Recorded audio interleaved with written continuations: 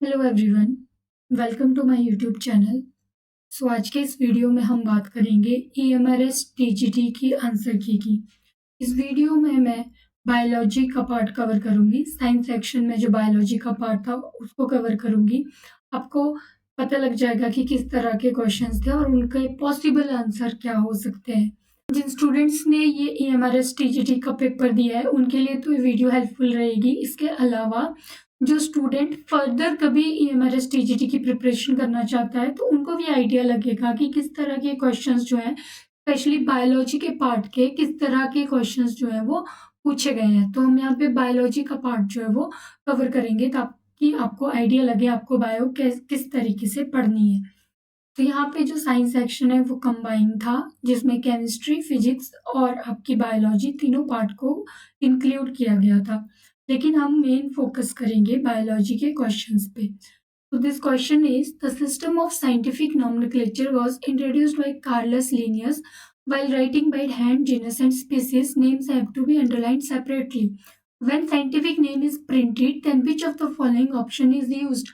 यहाँ पे बहुत स्टेटमेंट दी गई है, आपको स्टेटमेंट को पढ़ के समझना है कि एक्चुअल में पूछा क्या गया है। यहाँ पे बोला गया कि scientific nomenclature system Carolus Linnaeus ने दिया है, और जब हम उसको लिखते हैं, कोई भी नाम लिखते हैं, लाइक हम सोलेनम लिख रहे हैं, हैंड रिटन जब हम लिखते हैं तो हम सोलेनम लिखते हैं तो उसको अंडरलाइन करते हैं।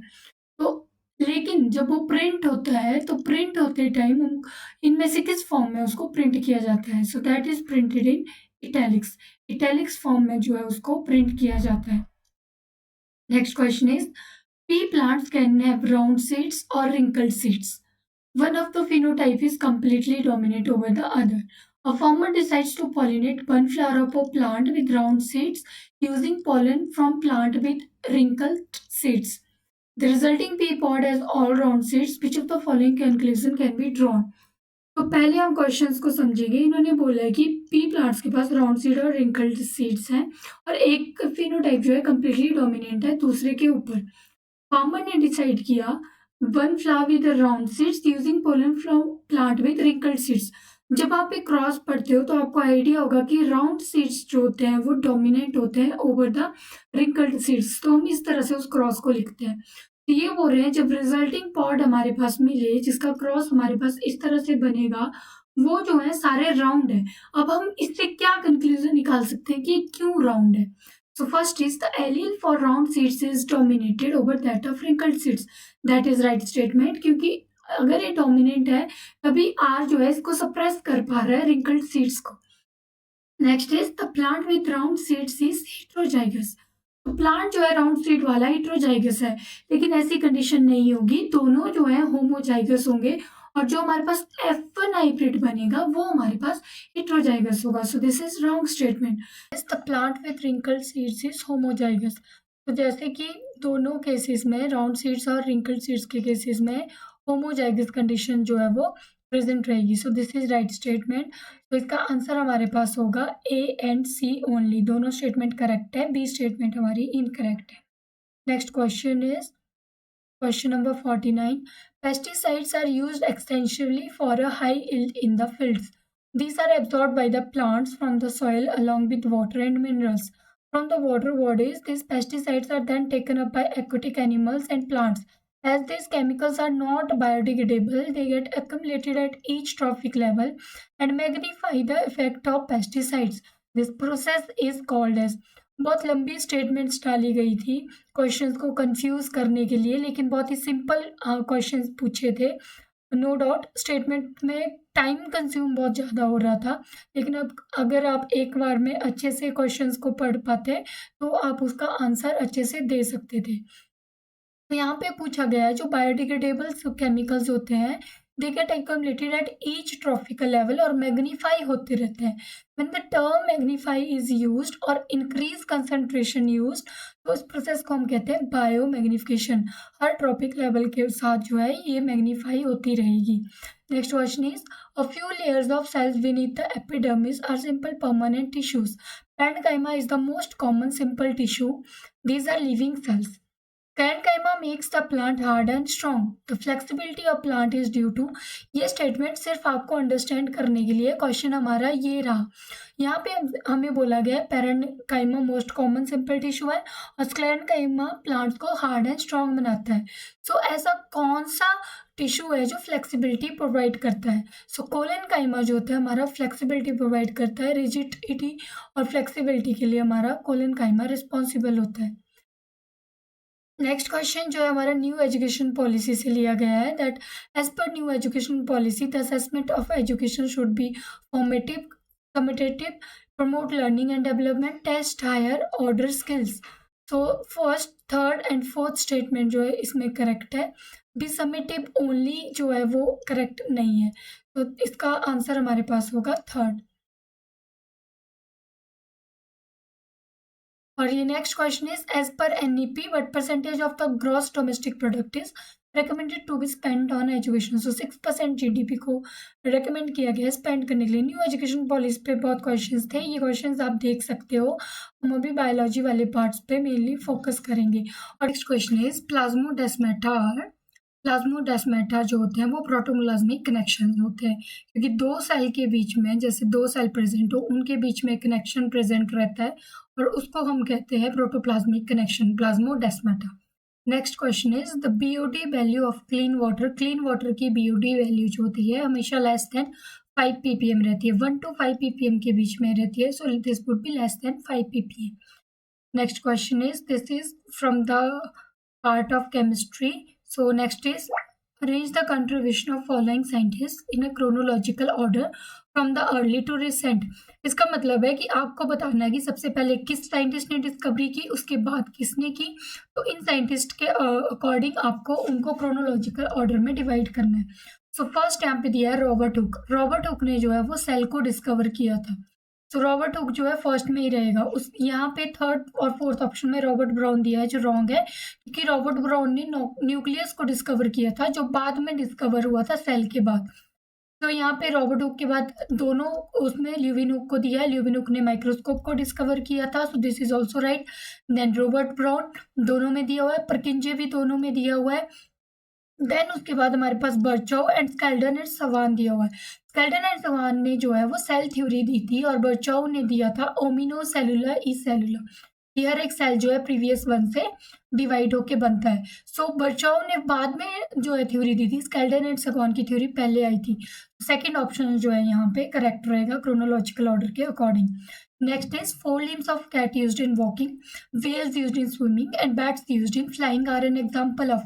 इसका मतलब है ये सारे के सारे मैमल्स हैं, क्योंकि कैट्स मैमल है, व्हेल मैमल है और बैट्स भी मैमल है।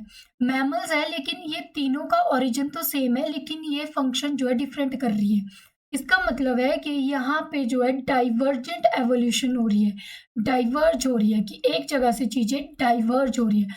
और कन्वर्ज का मतलब होता है जब डिफरेंट जगह से आके चीजें एक जगह पे मर्ज हो जाती है, कन्वर्ज हो जाती है। यहाँ पे क्या हो रही है, डाइवर्ज हो रही है, क्योंकि ये मैमल्स हैं जो अलग अलग फंक्शन परफॉर्म कर रहे हैं। तो डाइवर्जेंट जब एवोल्यूशन होती है उसको हम कहते हैं होमोलोगस ऑर्गन। इसको आप हमेशा ऐसे याद रख सकते हैं, HD होमोलोगस ऑर्गन मतलब डाइवर्जेंट एंड AC एनालॉगस मतलब कन्वर्जेंट। HD एंड AC से आप इसको याद रख सकते हैं, इस तरह से आप इजीली इसको याद कर सकते हैं। Next is the pair of hormones required for a callus to differentiate. Callus को डिफरेंशिएट करने के लिए कौन से पेयर ऑफ हार्मोन चाहिए होता है? तो वो चाहिए होते हैं ऑक्सिन एंड साइटोकाइनिन, क्योंकि ऑक्सिन और साइटोकाइनिन की रेशो ही जो है डिस्क्राइब करती है कि शूट बनेगा या रूट बनेगा। So this depend on auxin and cytokinin. Next question in the process of photosynthesis, atmospheric CO2 gets converted into carbohydrate. CO2 जो है कार्बोहाइड्रेट यानी कि ग्लूकोज में कन्वर्ट हो जाती है इस तरह से। इस प्रोसेस को हम क्या कहेंगे? इस प्रोसेस को हम कहते हैं रिडक्शन। रिडक्शन का मतलब हुआ, रिडक्शन आप केमिस्ट्री में पढ़ते हो, दो तरह से आप इसको याद रख सकते हो। एक ही चीज याद रखो कि गेन ऑफ हाइड्रोजन जो होती है वो रिडक्शन होती है और इसका उल्टा जो है ऑक्सीडेशन होती है, यानी लॉस ऑफ हाइड्रोजन। तो जो हमारी फोटोसिंथेसिस है उसमें दो प्रोसेस होती है, एक CO2 से जब कन्वर्ट होता है C6H12O6 एंड एक H2O से जो है वो हमारा ऑक्सीजन बनता है। तो जब H2O से हमारा ऑक्सीजन बनता है, इस तरह से हमारी ये प्रोसेस होती है। तो जब H2O से हमारा ऑक्सीजन बनता है तो इस प्रोसेस को हम ऑक्सीडेशन कहते हैं, और जब CO2 से हमारा ग्लूकोज बनेगा इस प्रोसेस को हम रिडक्शन कहेंगे। और आप यहाँ पे देख पाओगे CO2 में गेन ऑफ हाइड्रोजन हो रही है, रिडक्शन। H2O में ऑक्सीजन बन रहा है, that is loss of hydrogen यानी कि ऑक्सीडेशन। सो इस प्रोसेस को हम कहते हैं reduction. Next is double membrane, single membrane and membrane less organelle. तो आपको सीक्वेंस में बताना है इनमें से डबल मेम्ब्रेन कौन सा है, फिर सिंगल मेम्ब्रेन कौन सा है, एंड देन जो मेम्ब्रेन लेस ऑर्गेनेली है। तो डबल मेम्ब्रेन यहाँ पे क्लोरोप्लास्ट और माइटोकॉन्ड्रिया दो ऑप्शन है, फर्स्ट और सेकंड तो आपके पास रॉन्ग हो गया। देन हमारे पास सिंगल मेम्ब्रेन, सिंगल मेम्ब्रेन जो होता है हमारे पास रहता है एंडोप्लाज्मिक रेटिकुलम, क्योंकि राइबोसोम तो मेम्ब्रेन लेस होता है, तो फोर्थ ऑप्शन भी यहाँ पे गलत हो गया। Endoplasmic reticulum single membrane and membrane less cell organelle होता है राइबोसोम। इसके पास जो होती है कोई भी जो होती है सेल ऑर्गेनेली सॉरी कोई भी मेम्ब्रेन जो होती है वो प्रेजेंट नहीं होती है राइबोसोम के अंदर। तो इसका आंसर होगा third. Next question is match the following with respect to respiratory organ used by various organism. तो आपको मैच करना है उनके रेस्पिरेटरी ऑर्गन के अकॉर्डिंग। तो सबसे पहले है यूनिसेलुलर ऑर्गेनिज्म। जो भी यूनिसेलुलर ऑर्गेनिज्म होते हैं यानी कि प्रोकैरियोट्स, वो हमारे रेस्पायर करते हैं through cell membrane. Cell membrane के थ्रू रेस्पिरेटरी एंजाइम्स इनमें प्रेजेंट होते हैं, तो उसके थ्रू ये सेल मेम्ब्रेन के थ्रू रेस्पायर करते हैं। देन प्लांट्स, प्लांट्स हमारे रेस्पायर करते हैं थ्रू स्टोमेटा। तो प्लांट्स हमारे रेस्पायर करते हैं थ्रू स्टोमेटा। अब जब आप ये दो चीजें देखोगे, जो भी मैचिंग क्वेश्चंस होते हैं उनमें आपको दो तीन भी चीजें पता हो तो आप पूरा क्वेश्चन सॉल्व कर सकते हो। यहाँ पे देखो फर्स्ट का सी दो जगह पे दिया हुआ है, सेकंड का ई यानी कि प्लांट्स विद स्टोमेटा सिर्फ एक ही जगह पे मैच किया गया है फर्स्ट ऑप्शन में, तो इसका आंसर हमारे पास होगा first. Next question is cropping system such as mixed cropping, intercropping and crop rotation are useful in. Cropping system जब हम यूज करते हैं मिक्स्ड क्रॉपिंग, इंटरक्रॉपिंग या फिर क्रॉप रोटेशन, तो वो किस चीज में यूजफुल होता है। यहाँ पे ऑप्शन दिए हैं, आपने उसमें से आंसर को सिलेक्ट करना है। So first is maximum utilization of nutrient supplied, that is also possible. Insect and pest control, obviously crop rotation जब होती है तो हम वो mainly insect and pest control के लिए ही करते हैं, increasing the yield of the crop, ये भी हमारी क्रॉप रोटेशन और इंटरक्रॉपिंग के थ्रू हो पाता है। रिड्यूस सॉइल इरोजन, ये सारी जो स्टेटमेंट्स है वो करेक्ट है। हम क्रॉपिंग, इंटरक्रॉपिंग और मिक्स्ड क्रॉपिंग के थ्रू ये सब चीजें जो है हमारी ऑब्टेन्ड होती हैं। नेक्स्ट है seminal plasma is rich in. Seminal plasma यहाँ पे बोला गया कि सेमिनल जो फ्लूइड है that is rich in fructose, calcium and certain enzymes. Next is seeds develop from, seeds हमारे डेवलप होते हैं ओव्यूल से, क्योंकि ओवरी से हमारी डेवलप होती है फ्रूट, और सीड से हमारा क्या, ओव्यूल से हमारा क्या डेवलप होता है, सीड। नेक्स्ट क्वेश्चन है जेनेटिक ड्रिफ्ट ऑपरेट्स इन। जो जेनेटिक ड्रिफ्ट और हार्डी विनबर्ग है वो दोनों एक अपोजिट कॉन्सेप्ट है। तो जेनेटिक ड्रिफ्ट जो होती है वो स्मॉल और आइसोलेटेड पॉपुलेशन में सडन चेंज होता है, तो इसलिए इसका आंसर हमारे पास होगा स्मॉल आइसोलेटेड पॉपुलेशन, जिसमें सडन चेंज होता है। अगर यहाँ पे हार्डी विनबर्ग से रिलेटेड पूछा गया होता तो लार्ज पॉपुलेशन होता, क्योंकि हार्डी विनबर्ग के अकॉर्डिंग लार्ज पॉपुलेशन रहेगी, कोई म्यूटेशन नहीं होगी, और that allele will remain constant throughout the evolution. So इसका आंसर हमारे पास जेनेटिक ड्रिफ्ट के according small and isolated population होगा। Next is choose the correct route of filtered blood from kidney to heart. जब kidney से heart की तरफ को मूव करेगा ब्लड, तो कौन से रूट को फॉलो करेगा। So that will follow first to renal vein, then inferior vena cava and then to heart. तो इसका सेकेंड ऑप्शन जो है वो करेक्ट होगा। Next is cell membrane is composed of. So cell membrane is composed of proteins, carbohydrates and phospholipids. Next question is two healthy plants were kept inside sealed glass jars in an experiment. In first setup, watch glass with KOH was kept along with plant, while the second setup के पास KOH नहीं है. Leaves were taken and starch test was done for both the plants after keeping them in sunlight for 2 hours. But do you accept? तो यहाँ पे बोला गया कि एक स्टेप सेटअप में KOH रखा गया, दूसरे में KOH नहीं रखा गया, और ग्लास जार के अंदर प्लांट को कवर कर दिया गया। तो इस केस में KOH जो होगा वो CO2 को, जो भी प्लांट CO2 वहाँ पे रिलीज करेगा उसको यूज कर लेगा, और वहाँ पे कोई CO2 प्रेजेंट नहीं होगी, तो ग्लूकोज और जो हमारे पास स्टार्च होगी उसकी कंसंट्रेशन जो है वो डिक्रीज हो जाएगी। जबकि दूसरे केस में ऐसा नहीं होगा, वहाँ पे जो है स्टार्च और ग्लूकोज बनेगा। So that amount of starch जो होगी लेस होगी फर्स्ट सेटअप में, क्योंकि जो पोटाशियम हाइड्रोक्साइड है वो CO2 को यूज कर लेगा। Next is which of the following organ is made first during embryonic development में कौन सा ऑर्गन जो है फर्स्ट बनता है? So that is neural tube जो है सबसे पहले फॉर्म होती है। Next is sphincter of Oddi guards that guides hepatopancreatic duct को गाइड करती है हमारी sphincter of Oddi. Next is in plant tissue culture explant is transferred into a medium containing which of the following substance. Explant मतलब जब हम plant का part use करते हैं पूरा प्लांट ग्रो करने के लिए, कुछ भी हो सकता है, लीव्स हो सकते हैं, स्टेम हो सकता है, रूट हो सकती है, तो उसको हम कौन से मीडियम में ट्रांसफर करेंगे? So that is transferred in sugar and hormones, amino acid and vitamin. इन दोनों चीजें जो है उसमें प्रेजेंट होनी चाहिए। Next is biofortification is, biofortification जो होती है वो न्यूट्रिएंट कंटेंट को इंक्रीज करने के लिए होती है। प्लांट में न्यूट्रिएंट कंटेंट इंक्रीज हो पाए उस प्रोसेस को हम बायोफोर्टिफिकेशन कहते हैं। So breeding crops with higher level of vitamin and minerals on higher protein and healthier fats. जब हम ब्रीडिंग करेंगे क्रॉप्स की हायर लेवल विटामिन मिनरल्स के साथ तो उसको हम कहेंगे बायोफोर्टिफिकेशन। नेक्स्ट है सेम प्लांट्स में both male and female reproductive structures, this condition is referred as.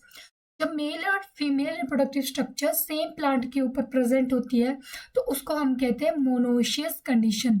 Monoecious का मतलब होता है, ये टर्म थोड़ी कंफ्यूजिंग होती है।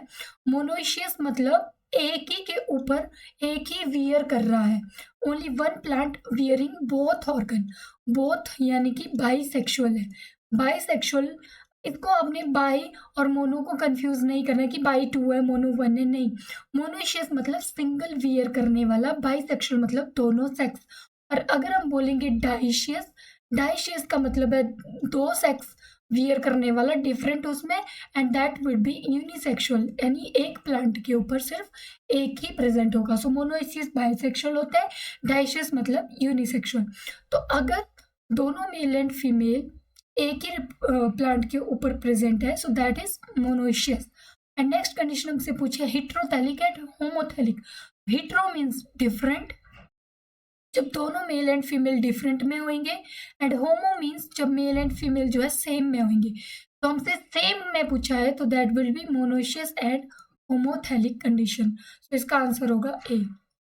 ये हमारे EMRS TGT बायोलॉजी वाला पार्ट था, साइंस सेक्शन का जो बायोलॉजी का पार्ट था उसके आंसर्स थे, पॉसिबल आंसर जो हो सकते हैं। बाकी जब ऑफिशियल आंसर की आएगी तो आप उसके साथ मैच कर सकते हैं। सो अगर आपको ये वीडियो पसंद आई हो तो please do like, share and subscribe this channel. Thank you so much.